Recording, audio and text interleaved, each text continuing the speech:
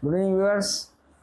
இனி நம்ம GK grammar இதில் நம்ம ஆன்மீகத்தை பற்றி பேச போகிறோம். நேற்று சொல்லிட்டேன், ஏன்னா அது ஃபஸ்ட்டு போட்ட ராதே வீடியோ நம்ம கேன்சல் பண்ணிட்டோம். இப்போ நான் முதல்ல சொல்கிறேன். ஓகே, பாயிண்ட் 1 இதான். இந்த மாதிரி கால் மேலே கால் தூக்கி போட்டு யாருமே அமரக்கூடாது. அது நல்லது இல்லை. நம்ம கால் மேலே கால் தூக்கி ஆட்டுறது இப்படிலாம் செய்யவே கூடாது. ஓகேயா? ஆண்களும் சரி பெண்களும் சரி, இது நல்லது. அதை ஒன்று புரிஞ்சுக்கணும்.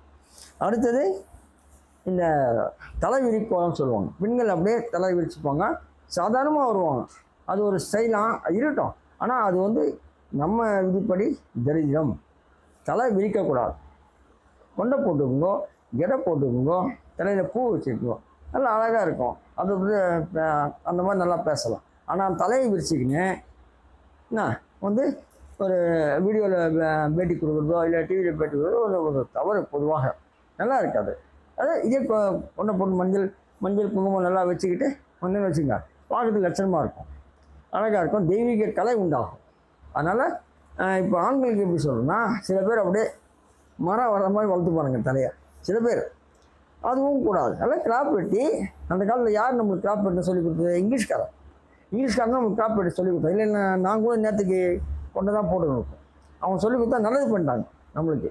அதை நம்ம பயன்படுத்திக்கிறோம். அதில் போய் கெட்டது வளர்க்கக்கூடாது. முன்னாடி முடி விட்டுக்கிறது, அப்படி தள்ளுறது, இப்படி போகிறது, அதெல்லாம் கெட்ட செயல்கள். நல்லா அழகாக டீசெண்டாக. அதுதான் போலீஸ்ன்றாங்க. போலீஸ் மிலிட்ரியும் போலீஸும் பாருங்கள், சூப்பராக இருப்பாங்க. எனக்கு கூட அந்த ஆசை தான், மிலிட்ரி கேப் போடணும்னு ஆசை தான். அது அப்புறம் பார்த்துக்கலாம்.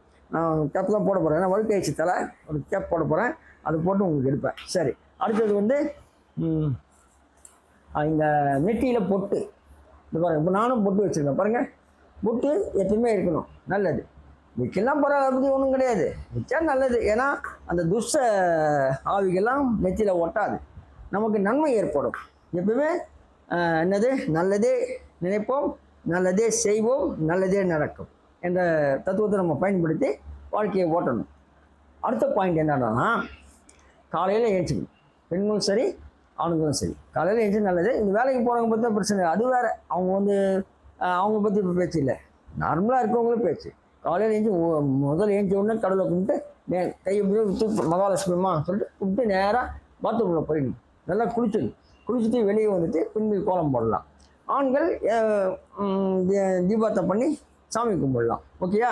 அடுத்தது இந்த தொடப்பம் இருந்தால் பெண்கள் வந்து தொடப்பத்தை எடுக்கும்போதே ஓம் நமோ நாராயணா சொல்லலாம், இல்லை ஓம் ஸ்ரீ மகாலட்சுமி தாயேன்னு சொல்லலாம். நான் வந்து நிறைய கற்று வச்சுருக்கேன். இப்போ அது ஒன்று சொல்கிறேன் பாருங்கள். ஓம் ஸ்ரீ தொடப்பம் இங்கே பாருங்கள். பெண்கள் வந்து காலையில் தொடர்பு இருக்கும்போது ஓம் ஸ்ரீ மகாலட்சுமி நமோ நம, ஓம் கமலத்தாரி நமோ நம, ஓம் விஷ்ணுபத்ரி நமோ நம, ஓம் ஸ்வர்ண ரூபிணி நமோ நம. ஏன்னா இந்த மாதிரி இல்லைன்னா இருக்க முடியாது. அதனால் அவங்க மரியாதை கொடுக்கணும். இது பெரிய இதெல்லாம் பண்ண தேவையில்லை. ஒரு மந்திரம் சொன்னால் போதும்.